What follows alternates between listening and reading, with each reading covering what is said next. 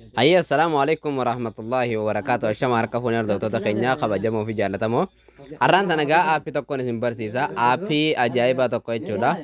آبي كينيا خوني زران تنا آبي كيني ماستر جامو نوغا فيديو جتے كنو كني ماستر چوني سكنا آبي كنا نوغا فيديو جتے فيديو كتير تمال سيبا بيتا حالا كنان جچودا حالا أرغاجي رغنان كيني ماستر رغاني في سام فيديو جنة mallattoo isaan dura arrafete viidiyoo keenyarraa jechuudha kun akka argaa jirtu kanatti ilaala kun akkanatti jechuudha mallattoo kan nuu fida deebitee viidiyoo kana akka inni binni sirraa arrafinne godhuu yoo barbaadde akkam godhuu qabda ka jedhu arraan tana waliin ilaalla insha allahu taala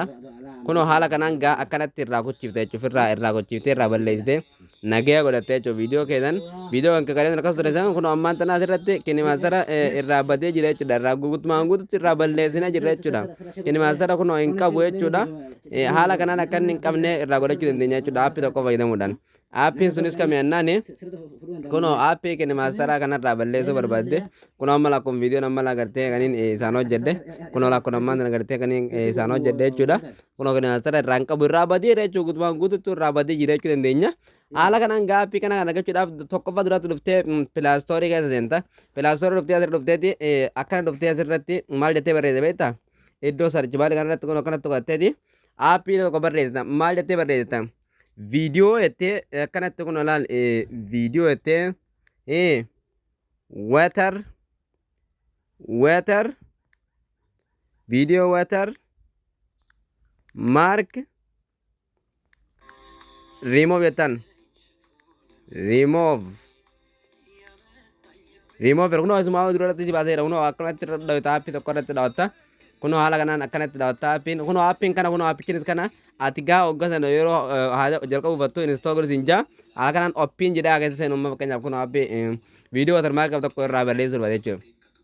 haala kanaan keessa seenta aappiin akka kanas si baname ni eegisa xiqqoo ni eegdee nu obsita aappicha keenya hoggaa kanatti nu baname asiin gaa akka seen ofirraa dhawite beeksisa wayii xiqqoo fida kanatti raawwatee kun ammaan tana laa remove godhuu watermark san dhiyoo barbaadde jechuudha kun waanti remove watermark jedhamee yookaan irra gadhoo irra tokkoof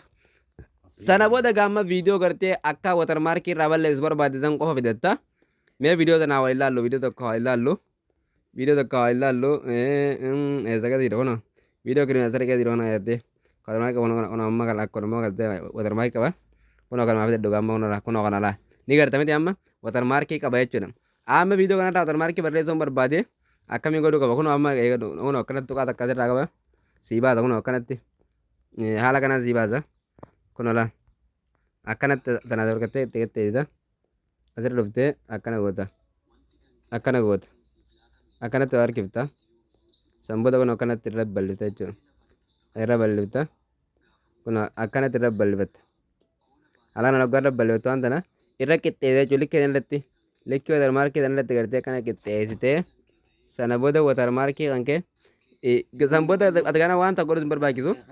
viidiyoo qaba gartee seef godhuus barbaachisa viidiyoo qaba gartee seef godhachuu barbaachisa haala kanaan gartee viidiyoo seef godhachuu si barbaachisa akkanatti irra qixxeessite seef achitti ta'e viidiyoo ta'e cidha xiqqaa seef godhatta viidiyoo ta'e qaba kuna achitti hanga barbaadde godhattee seef godhatta kun amma seef ta'aa jira obsaan eeggannee jechuun amma viidiyoon keenya jedhumutti gartee amma seef nu ta'ee viidiyoon keenya nu gabbuutti bilbila keenya keessatti obsaan eegganna removing watermark please quiet sinja kono obsaan eeggaddu sinjoo jedhe gaa amma gartee watermark viidiyoo fite siifda ammasitti gaa viidiyoon isin dheerata waan ta'eef xiqqoo irraa stop isinii godhe isin booda isin deebisa haala kanaan kun amma stop irraa godhe isin deebisa inshaallah